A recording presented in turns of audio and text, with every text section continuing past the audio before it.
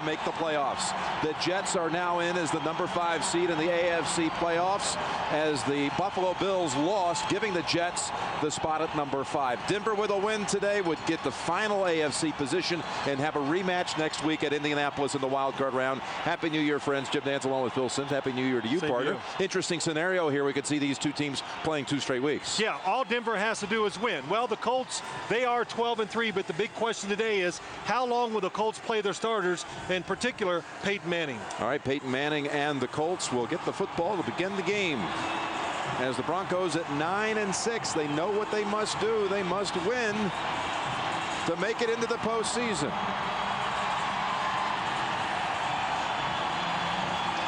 Jason Baker will be kicking to Dominique Rhodes, who had an incredible game returning kicks last week against San Diego, including a run back for a touchdown. It's Rhodes fielding it at the 5. He'll swing it over to the left side and get swamped at the 27-yard line by Lewis Green. And here he comes, Mr. 49. Peyton Manning, the 49 touchdown passes. That in total is 10 more touchdowns than the entire Bronco team has scored this year. Tarek Glenn on the left side of a line that has allowed the fewest sacks in the league this year, only 13. And Edgerrin James, he has an outside chance at the rushing title today, but he too could see limited action. From the 27, Manning making his 112th consecutive start. Every game of his career, never a miss.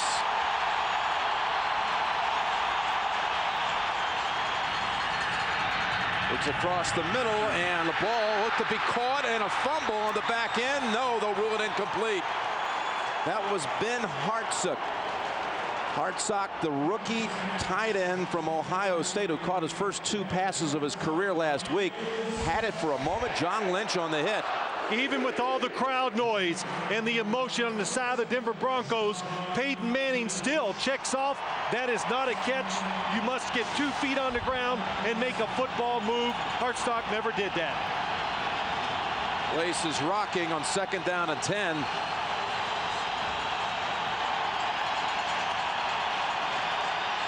And a stretch play to run with Edgerrin James, and he will be set back for a loss of 2.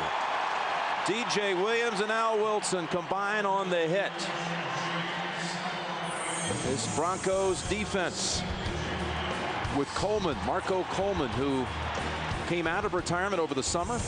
He retired, unretired, back, and he's helped, giving him leadership and a lot of savvy. And there's Williams, the rookie, who just made the tackle for a loss.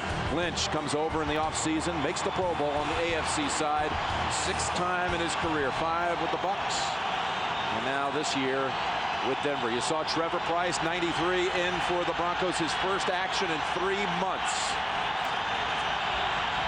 3rd down, and Manning gets the completion over to Marvin Harrison, but not enough for the first. Champ Bailey bumps him out after a gain of 6. Jim, you and I were talking before the game that how disappointed it is so many times in this league. You go to stadiums and you just don't feel that emotion like we used to from crowds. Well, right from the start today, you could see it. John Lynch's big hit, the emotion, the crowd is really into it because this is a playoff game for the Denver Broncos. The bottom line, that's it. That's it. Smith in the punt for the Colts, and it's a beauty. Luke is the return man. He had a little trouble holding on to it in recent weeks, but Triandis this time is tripped up back at the 17 by Jerome Sapp. 55-yard boot and 4 yards. That's all on the return as Sapp was all over the coverage. Here's Jake Plummer. He actually could set the all-time Denver passing yardage mark in a season, breaking John Elway if he can find 188 yards today. Lepsis on the line. We talked about the Colts have given up the fewest sacks in the league. Well, the Broncos are 2nd.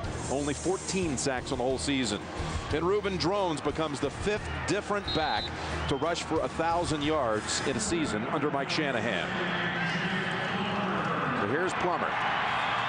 Last week, Christmas Day win at Tennessee, he was sharp. And it's Reuben Drones running into 3 or 4 Colt defenders after a gain of 2 yards. This Colts defense will give up some yardage, but it is an aggressive bunch that can make some plays, whether it be sacks or turnovers. And speaking of sacks, the best in the league this year, Dwight Freeney. He can win the sack title today. 16 sacks on the season coming in. Brackett starts in the middle linebackers. Rob Morris is out, still lingering effects from the concussion, although he did practice this week. And Sanders, the rookie, is in the secondary for coach Tony Dungy, who has 2 starters out today, inactive. Tatum Bell is in the backfield for the Broncos on 2nd and 8. And it's Bell for only a yard. Dries Bashir and Nick Harper both inactive with injuries that will have them back though next. Who are playing for nothing, that it's going to be a long, rough day, and you hope they settle in and not give up, but take it easy on you. Mike Shanahan with his 100th win last week as the Broncos head coach in the victory over the Titans. And there's Plummer's pass falling incomplete. May have been deflected by Brock. It's a good thing it was deflected, because Jake Plummer was throwing right in the middle of a crowd. That pass had a chance to be intercepted. So Jason Baker in the punt. And you know, Jim, don't take for granted just because the Colts are playing for nothing. Remember, the Pittsburgh Steelers, they were up in Buffalo today, a tough environment, nothing on the line, and they came through with the victory. There have been other examples today. Washington stepping up, knocking out Minnesota.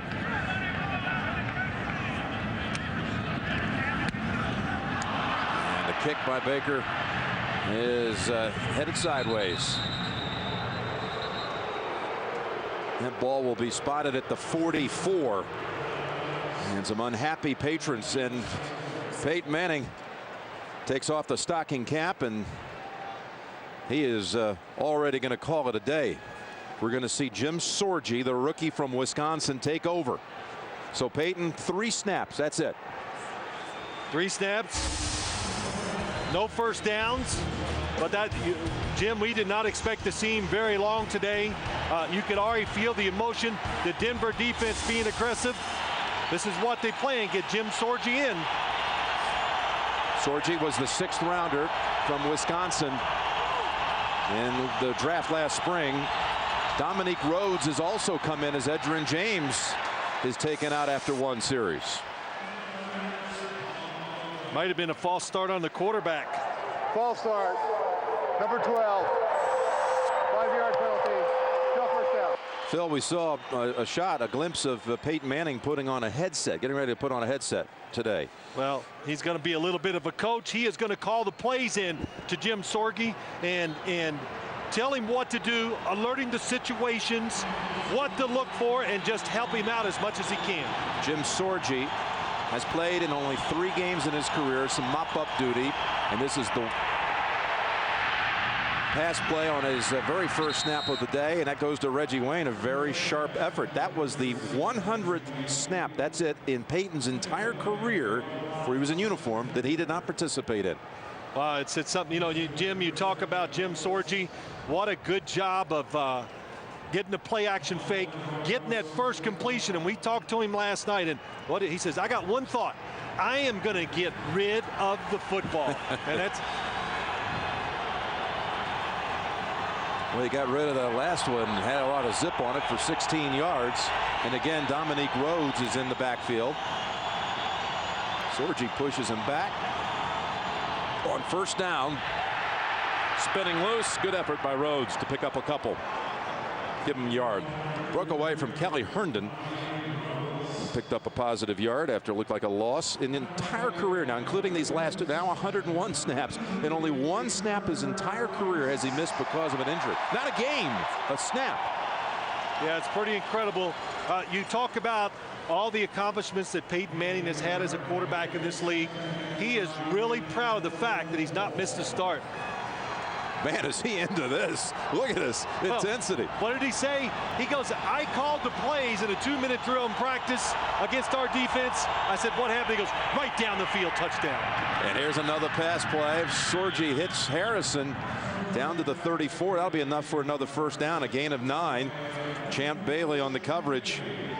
And you know, Jim, as you watch Peyton Manning calling the plays, Tom Moore, the offensive coordinator, gives them to Peyton Manning, doesn't say anything, just gives you the play, no information. But that's not going to be the case today. Peyton says, look, I'm going to help Jim Sorgi out and give him some information to help him out. And the whole team, they're all excited about the quarterback coming in, and hopefully they can help him have some success. From the gun on first down.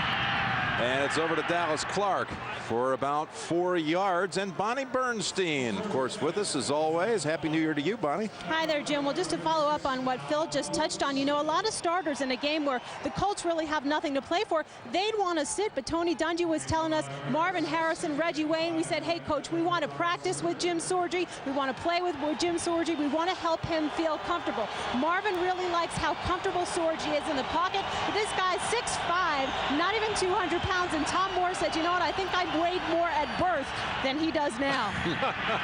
Well, here's Sorgi handing off to Dominique Rhodes. And he tiptoes out at the 20, running behind Ryan Deem for 10 yards. You know, Bonnie, that's a good point you made. Starting offensive line is in there. The starting wide receivers. Edgerrin James, he did come out. Marvin Harrison just got a little beat up on this last play. He's coming off the field too. Well, Harrison actually went to Coach Dungy this week and said, hey, you know, once you make the switch at quarterback, I still want to play. I want to stay on the field and help out Sorgi. That says a lot. You know what? Hopefully before the game is over, I'll be able to say his name and not beat it up like I have a few times already either. First down and 10. And Sorgi with a short pass to Troy Walters, who came in for Harrison. And Sorgi now is 4 for 4, and I'm starting to smell a little quarterback controversy in Indianapolis. I tell you, but you know, listen. What have you done for me lately? That's right. What have you done? Peyton didn't even get a first down when he was in there, but it kind of shows you about the football team, the system. And you know, Jim, we talked to Jim Sorgi last night. He just said, I've learned so much backing up Peyton Manning, how hard he's worked. He has sit there all year, and he's known for a couple weeks that this chance could come in this game, so he is ready for it. He's 5 for 5 as he tosses it over to Reggie Wayne, a couple yards shy of the first. 3rd and 2 on the way, and what an impressive first series for Jim Sorgi. If there were any nerves coming in, we haven't seen them, and this certainly will calm any kind of anxiety, as he's been able to move the Colts down the field. Marvin Harrison has come back into the huddle, and you notice the Colts are huddling with Sorgi at quarterback. Yeah, something they do not do with Peyton Manning, but the crowd trying to get into it. They know what's at stake here. It's a nervous moment when the visiting team playing for nothing has a chance to jump on top. On 3rd and 2, Sorgi steps up, has the first down to Harrison. That's going to be 1st and goal at the 7, a 5-yard pickup. Tell you what, nice throw. Wonderful catch by Marvin Harrison coming across the middle. The Colts do this so much. They send the receivers underneath and short. They clear it out with other guys up the field. Watch Stokely go up. Marvin Harrison comes under. It's their favorite pass route, and it takes precision throwing and some tough catches to get it done. 1st and goal for the Colts. Sorgi throws, touchdown Indianapolis. Marvin Harrison. 7-yard touchdown toss, and Jim Sorgi was 7 for 7 on that series. I tell you what, Jim, you said it. What a start. What an opening drive for his career. Just perfect. The play calling, it was loose. They didn't act like they had a first-year quarterback in there, and he took advantage of the situation. That gives the Colts now 50 touchdown passes, as you know, but that is an NFL record. They were tied coming in with the Dolphins, because that year when Manning threw 48, Jim Jensen also threw 1. So they had 49 as a team. That's a new NFL mark as Sorgi comes in, throws his first NFL touchdown. Yeah. Let's take a look at the touchdown. We saw a lot of short passes over the middle. Sometimes these are the hardest to throw because they have to be right on the money. And that time, Jim Sorgi right into the chest of Marvin Harrison, touchdown. Well, Jim Sorgi had 1 pass completion on the season coming in. Pretty well called series, I would have to say. Let's give a little credit over to number 18. Yeah, well, I don't know if he's the one that said. Well, with Tom Moore. Yeah, that's right. We'll give Tom Moore that gets the credit. But you know, you talked about that. It's a new team record. Peyton Manning did not know that. Yeah. Last night you brought it up to him, you made him nervous. He goes, oh, I didn't know that. Yeah, I said, hey, you've got 49, but you're only tied for the real record. What's that all about? He knew right away who threw it. He goes, crash. No, he thought it was Don Strock. Oh, that's right. Yeah, then it said, no, Jim Jensen. He said, oh, you mean crash. So that gives the Colts 50. But more importantly for Tony Dungy, I mean, what a settling series it is to see a rookie quarterback come in. Well, you know what? And now Jim Sorgi, people will believe him when he says, I play for the Indianapolis Colts.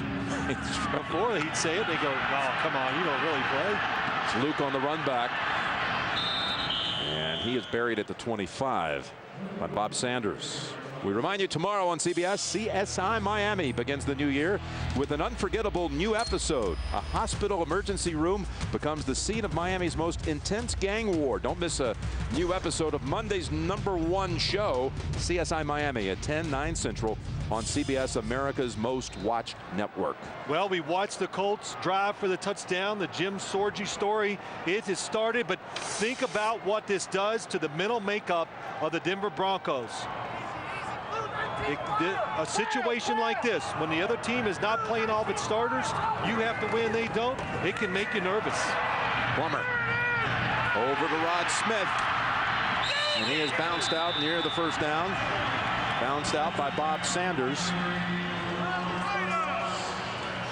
One of the reasons why Jake Plummer is not sacked very often is the fact he will get rid of the football, but you have to be careful when you're rushing him as a defensive guy against him, because he does have the ability to make you miss. So David Thornton slows up. It allows Rod Smith to get across the field wide open, and a 9-yard gain for the Denver Broncos. Ruben Jones is back in, mishandle on the snap, and Plummer able to pick it up and fall forward for maybe a half yard. You look at Jake Plummer's season, Phil, and there have been 20 interceptions thrown, which certainly stands out, tied for most in the league, but there have also been 25 touchdowns, and he's also going to move in on 4,000 yards on the season. How would you characterize his year? I think it's been, Jim, a really solid year. Not great, but very solid. The numbers are there, and he's made a lot of big plays in crucial moments for this Denver team. When he does have bad games, the numbers have been really bad, like San Diego, 4 interceptions. Plummer was able to get the first, picking up the fumbled exchange, and that pass was intended for Lely, incomplete. Von Hutchins was in on the coverage, 2nd and 10 on the way. Well, Jake Plummer, Jim, you talked about it, the passer rating, that is solid. The total yards, when you talk about going over 4,000 yards, that's being extremely productive, regardless of the situations you're put in. 25 touchdown passes, that's also very good. He told us this week that he doesn't want to hear about this game not being important to Indy. This is a trap if we come in thinking that way. And he hits Rod Smith on the run, and he advances into Colts territory at the 47. Yeah, Plummer said this week, I had everybody coming up and questioning about the Colts, how much will we see their starters. I don't care. We got to be mentally ready. As we already have seen evidence, but that opening drive by Sorgi. Well, the trap of playing against the Indianapolis Colts. Here's the trap. When you look at their defense, it's 28th in the NFL. They give up a lot of yards. But what has made them a team that has a 12-3 record? They get a lot of sacks on the quarterbacks, and they get a lot of turnovers because they can rush the passer, and they have speed with everybody on the defense. Like the play just like that illustrates it. Well, that's Brock showing the speed as Ruben Jones suffers a 3-yard setback. Well, Ron Meeks, the defensive coordinator, look at these numbers. Well, there they are. I was right when I said it. 365 yards. So you go, oh, they're no good.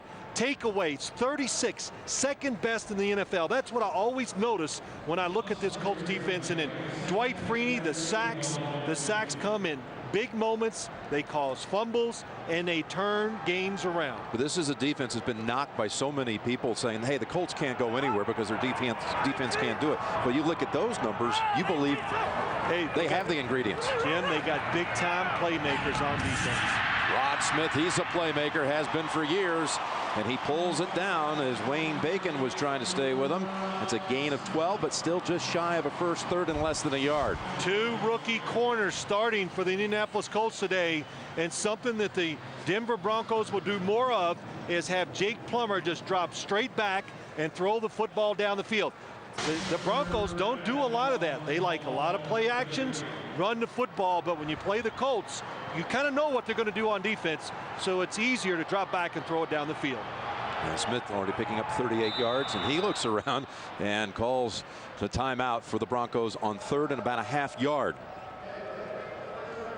4:23 to go in the first quarter. And you can log on to NFL.com and read memories from former players and teammates of Reggie White. Hear what they have to say on NFL.com or NFL on AOL. And while we have a moment, we tell you that next week we have a big basketball day coming up on Saturday. Women's action. Some will see Georgia LSU, others Penn State Wisconsin, and then that great rivalry game.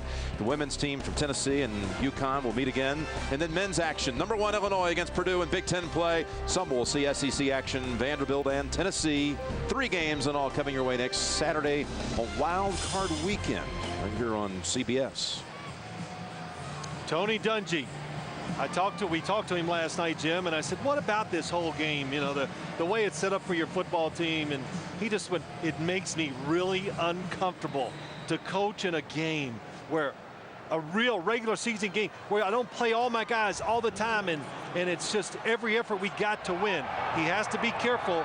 You cannot let your stars get hurt in a game that means nothing to you. And here's the bootleg on 3rd and less than a yard. Plummer could have walked for the first, but goes for the touch, and Lee pulls it in. Touchdown Broncos.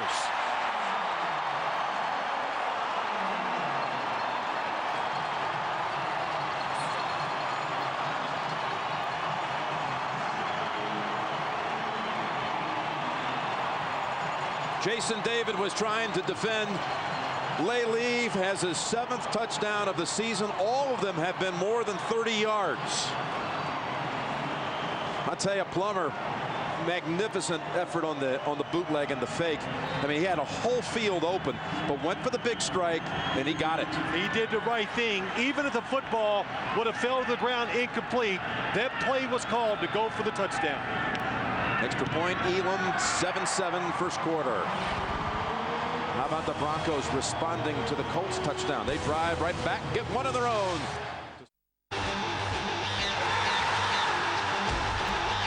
It's a standing ovation for a January full of sports on Orbit. Crowds are lining up for the extravaganza of college football's bowl week. The protagonists of the Saudi League will receive a warm welcome. The arenas will be roaring for the challenge of the NFL playoffs. It's a sold-out show for all the action of the French League. More cheers are on the way for the frequent flyers of the NBA. The Dutch League must add extra seats by popular demand. Orbit in January, bringing you a world of sports. Planning a trip down under. No one comes here for holiday. You live in fantasy land. No. Yeah. Fair enough. Yeah, okay, good. Yeah. All right. Oh, yeah, haha, very funny. Tough world, sweetheart. I mean, you're not that ugly. Well, learn the lingo first. Who's this Mango? Watch Stingers, Sundays at 11 p.m. Riyadh time on America Plus. What did I say?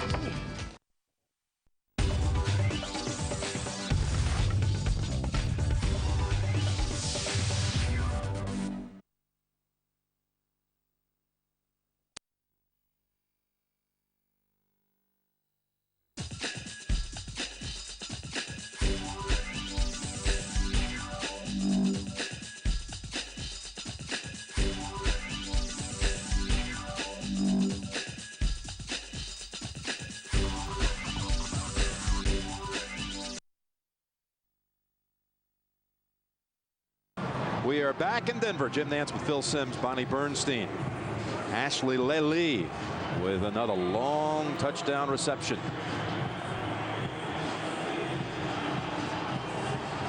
Well, I guess it goes without saying, Jim, you said all 7 of his touchdowns, 30-plus yards. He is the deep threat, the home run hitter. for this Broncos offense. #1 in the league in average yards per catch. And Rhodes, with his recent success, runs it out of the end zone, and a flag thrown in as he took it all the way out to the 28.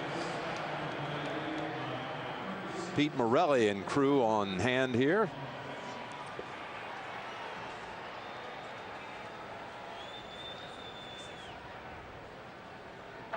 Holding. During return, number 80. 10-yard penalty, first down. The play action fake, Jim. The only reason Jake Plummer did not run with this football, 3rd and short, he knew they would go for it on 4th down. They put this play in and called it to go for the score. And what a throw and what a catch by Ashley Lilly. Double move on the outside. Jason David is fooled. He does not have the speed to catch back up. And when you're from Hawaii, that's where Ashley Lee went to school. He's getting up on that surfboard to surf that wave. I'll tell you, surf's up, intensity's up, crowd is up. 7-7 as the Colts begin all the way back at their 12. And Rhodes again in for Edgerrin James. He gets by 2 tacklers and out to the 14 for a hard-earned 2 yards. Jim Sorgi, 7 for 7, the first series for him in this game. Yeah, after a false start by the quarterback, very nice first throw, gets off to a good start, and then very precise with all the underneath passes in tight coverage against this Broncos defense. What a feeling. You got me excited really just watching him. Your first real action. 7 for 7 and a touchdown throw. On 2nd and 8, make him, oh, what a catch, and then a wallop. And the ball is in the hands of Reggie Wayne. Ball free again, picked up by Kelly Herndon. We've got a flag on the field, and boy, it's like the Keystone Cops. Things are happening everywhere. Herndon cuts back to the sideline. He's got open room. And steps in for a touchdown. Dallas Clark made a catch in traffic and was absolutely walloped by John Lynch. It's going to come back because of the hit by John Lynch. I think it's going to be helmet to helmet against a defenseless player, and I'm not sure Dallas Clark caught the football, got both feet on the ground, and had time to make a football move before he dropped it.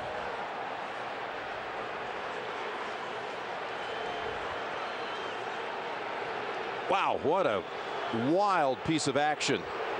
I don't know how Dallas Clark made the catch, and then John Lynch did come in, and you think might be a little head hunting, which of course would take everything off the board for the Broncos return. Anytime a receiver is going down the field and looking to catch the football, a defender cannot launch himself and lead with the helmet. That's, I couldn't tell just watching it in real time, but that has to be why they threw the flag.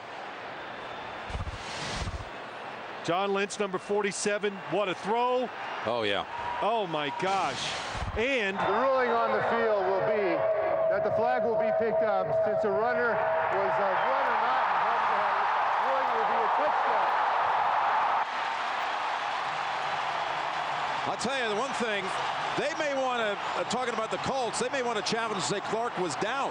That could be a challenge because he was put to the ground by contact. And he was down by contact.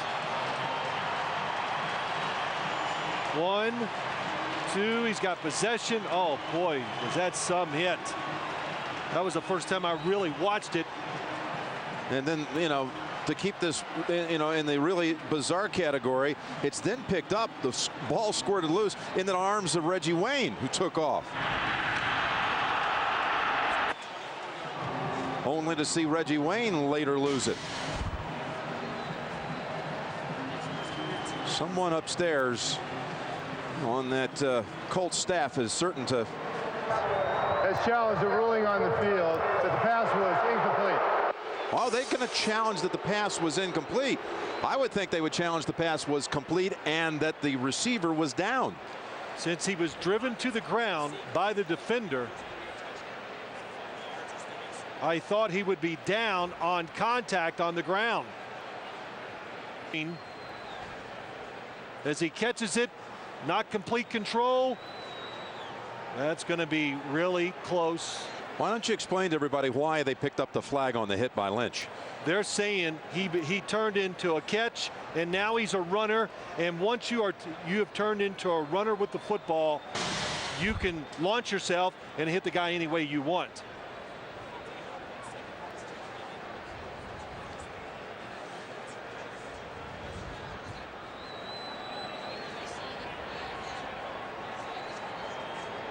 Yeah, he just look. You just see that I fumbled. I think just knocked silly for a moment. There could be a lot of interpretations to this catch, non-catch, fumble. Did you think he had possession? Did you think he had? Now look at Dallas Clark. After being knocked dizzy, he's got the helmet back on, and he's running back out on the field. I tell you, the Colts offensive line is now like meeting near the 40-yard line. I think they're convinced that they're somehow going to win the challenge, and they're going to see in this whole replay mix that he is down inside the 50-yard line, up there in the area of 45-yard line. Well, I saw this earlier today. It's a touchy rule. When you catch a football, and if you're going to the ground and you hit the ground and fumble, it is a fumble, or not a catch, I should say. But when you're driven to the ground, you had possession. If that's the way they rule it, John Lynch hits him, he goes to the ground, he has possession, then it comes out. I would consider that a catch. Pete Moreeeee taking a long look at this one, as he should. Yeah, this is a tough one.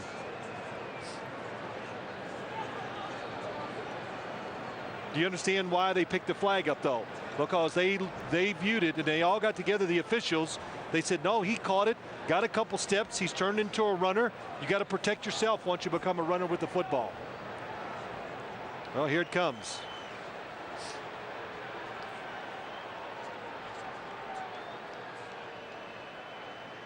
Well, when there's a long discussion afterwards, it means there's going to be well, that's what I think, but I've been wrong on this too. So you would think this means that Indianapolis is going to win the challenge, and now they might be asking about where the placement of the football would be. Indianapolis has their offense out. Yep. Denver, their extra point team. After reviewing the play, the Indianapolis receiver did not have control of the pass. Therefore, it's an incomplete pass. Wow. Now, we have a 15-yard penalty on the safety for Denver for a helmet-to-helmet contact, 15 yards from the previous spot. First down, Indianapolis. Well, that changes the flag situation. Changes the flag, too.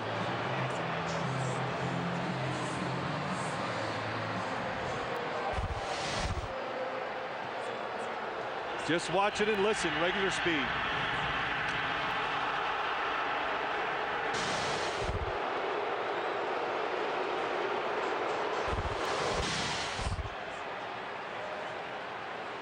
It sure looked, as Clark fell on his back, that he had possession, that he had cradled the football. But again, we showed that other angle. You could see the football move, and at the last second before he got hit, finally he gained control, but that was too late. Watch the football as Dallas Clark catches it. It's high, it's moving. He did not have control and get both feet on the ground or make a football move. That's why it's incomplete.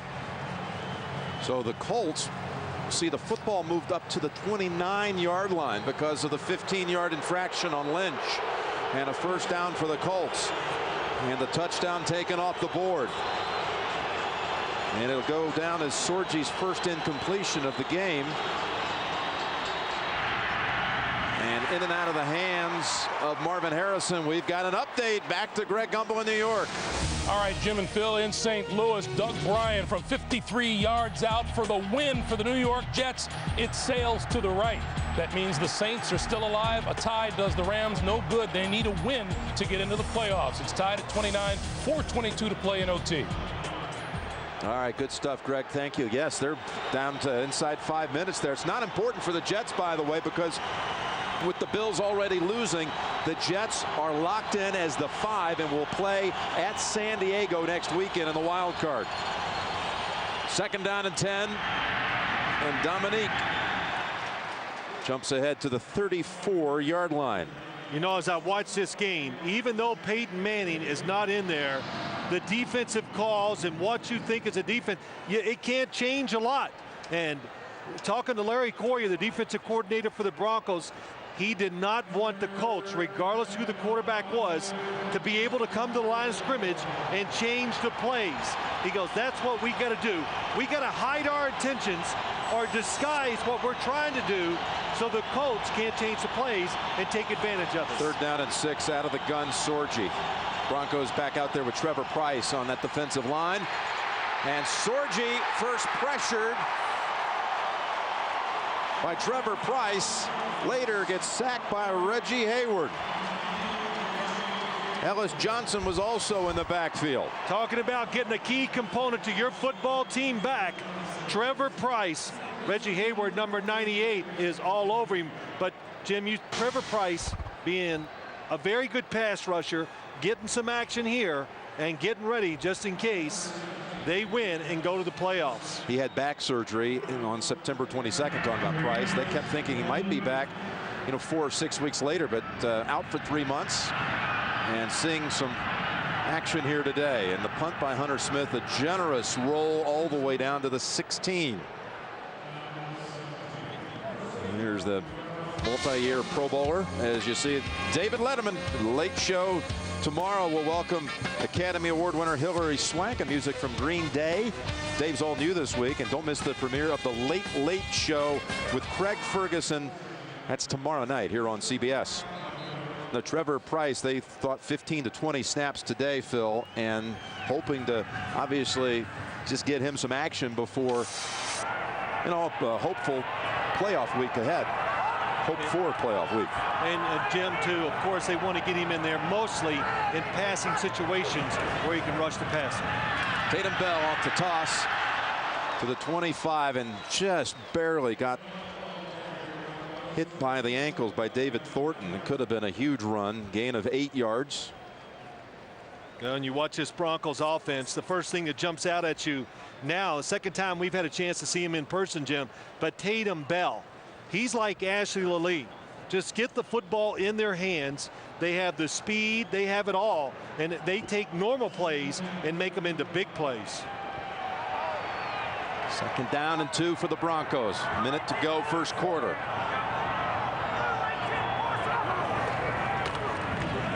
And again, Bell, this time no gain. Monte Rager with a fine effort. The Broncos this season, Quentin Griffin went out and had to be IR'd in October after injuring a knee in a game at Cincinnati. But you look at these 3, all of them this season had 100-yard games. Amazing one team could have 3 players in a season have 100-yard efforts. I would say the Denver personnel department and Mike Shanahan, they have a pretty good eye for what a running back can do, what he can do in the NFL when he comes out of college. And that's the system, the way they coach him, and of course the running back's talent does it all. 3rd down and 2, and Smith plucks it down for the first. Again, working on Von Hutchins. The pass was a little high, but Rod Smith with those great hands. Well, we talked about it. They're going to drop back more today than they have in the past.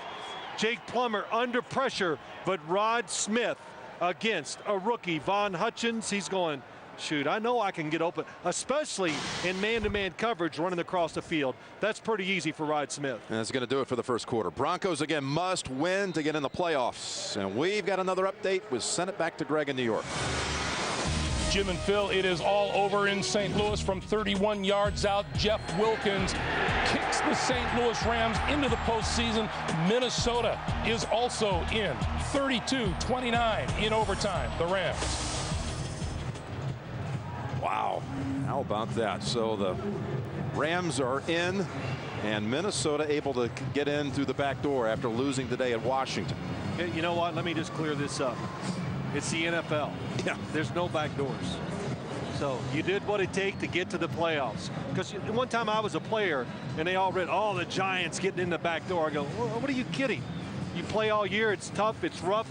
Just because you don't win the last game of the year doesn't mean you're going in the back door. Well, but by that, you have a chance to go on the road. You have a chance to determine, well, you still needed some help if you were Minnesota today, but you have a chance to really do something. You have the scar from last year, the scar tissue of the loss at Arizona, and all those memories, of course, about to be drawn up again, the comparisons. If 2 straight years they blew it on the final weekend, only to be saved by St. Louis, and that great late rally by the Saints comes up short.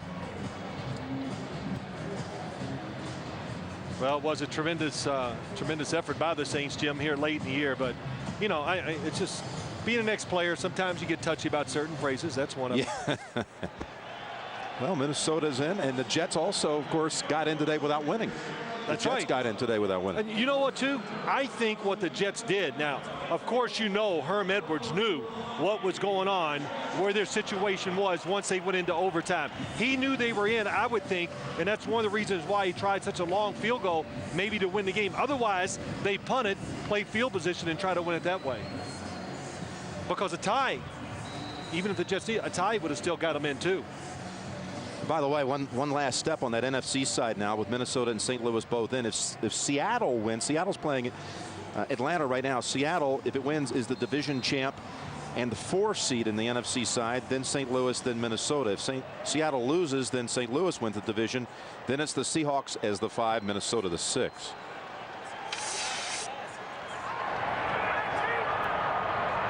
We'd like to welcome everybody who saw that thriller in overtime. We're in Denver, Colorado, the first snap of the second quarter. The Broncos and the Colts tied at 7, and Denver getting Tatum Bell out to the 48-yard line. Just to recap here, the Broncos trying to take the final playoff spot in the AFC. A Bronco win would give them the 6th seed, and that would mean a rematch game with Indianapolis next week in Indianapolis. However, if the Broncos come up short, that keeps Baltimore and Jacksonville alive. Actually, Jacksonville playing at Oakland right now would have the advantage over Baltimore if the Jags also win. But 7-7 is the score here. Reuben Drones running with it left side, and a gain of about a yard. Also to recap, Peyton Manning started the game for Indianapolis, played 3 snaps, 3 and out, and on the Colts second series they brought in rookie quarterback Jim Sorgi, who drove the Colts right down the field, completed all 7 of his attempts, including a touchdown pass to Marvin Harrison, only to see that touchdown later answered on the very next possession by Plummer on a long strike 38 yards to Ashley Lee to tie it at 7. And there's Jim Sorgi. It was looked